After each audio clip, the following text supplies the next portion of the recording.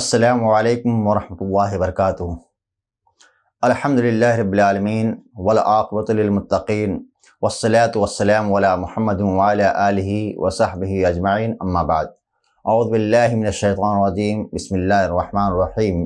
ان اللہ لا یغفر ان یشرک بہ ویغفر ما دون ذلک لمن یشاء۔ محترم ناظرین، شرک سب سے بڑا گناہ ہے۔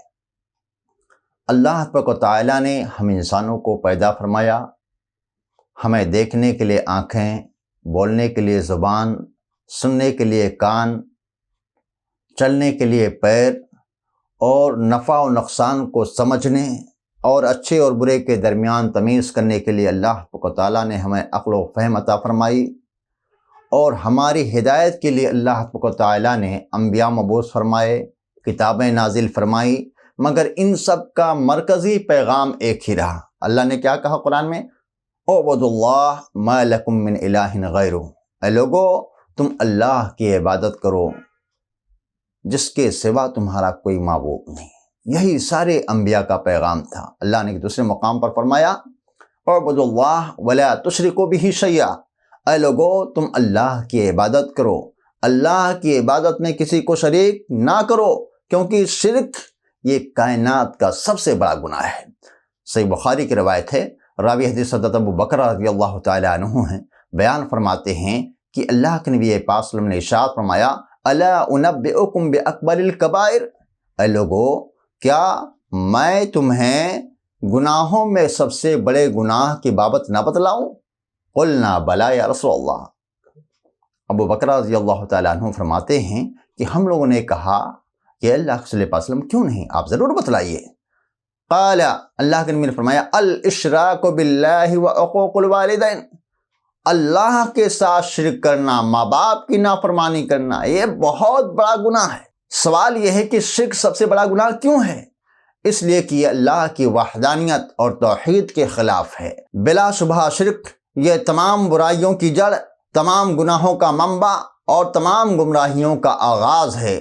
اس سے انسان کا ایمان خراب ہو جاتا ہے، اس کا عقیدہ خراب ہو جاتا ہے، اس کے افعال و اعمال برباد ہو جاتے ہیں، اس کے اخلاق و اطوار گندے ہو جاتے ہیں، اور انسان ہلاکت و بربادی کے کھائی میں جا پڑتا ہے۔ میرے بھائیوں، اسلام کی پوری عمارت جس بنیاد پر قائم ہے وہ ہے توحید، اور جس چیز سے یہ بنیاد ٹوٹتی ہے وہ ہے شرک۔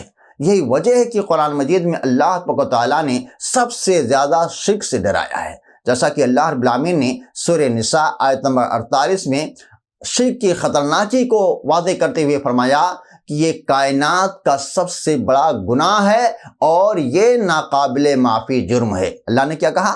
ان اللہ لا یغفر ان یشرک بہ ویغفر ما دون ذلک لمن یشاء، بے شک اللہ تبارک و تعالیٰ شرک کو نہیں معاف کرے گا، اس کے علاوہ جو گناہ ہے جس کے لیے چاہے اللہ معاف فرما دے۔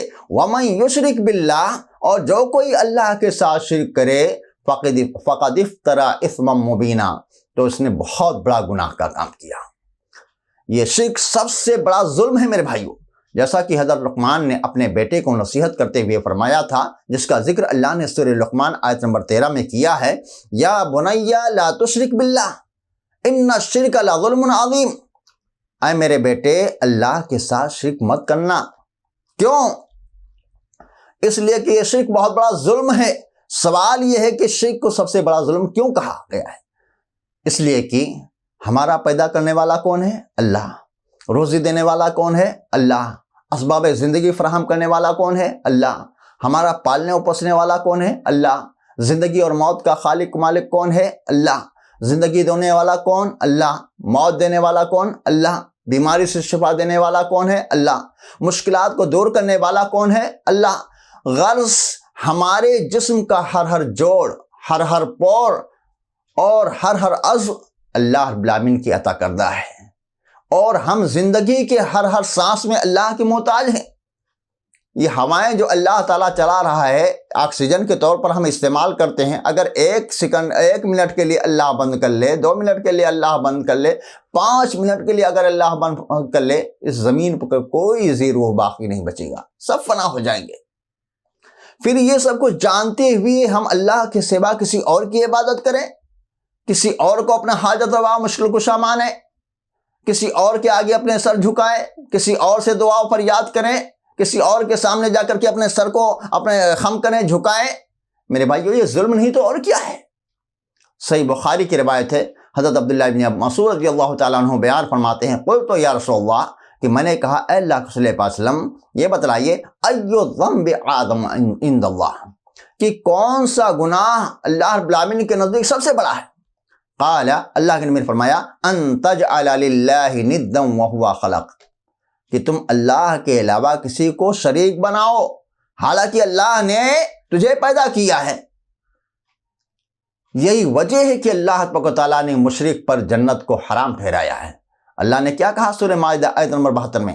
اللہ نے فرمایا، انہ من یشرک باللہ فقد حرم علیہ الجنہ ومأواہ النار، کہ جو کوئی اللہ کے ساتھ شرک کرے گا تو اللہ تبارک و تعالیٰ نے اس کے اوپر جنت کو حرام ٹھہرایا ہے، اور اس کا ٹھکانہ کیا ہے؟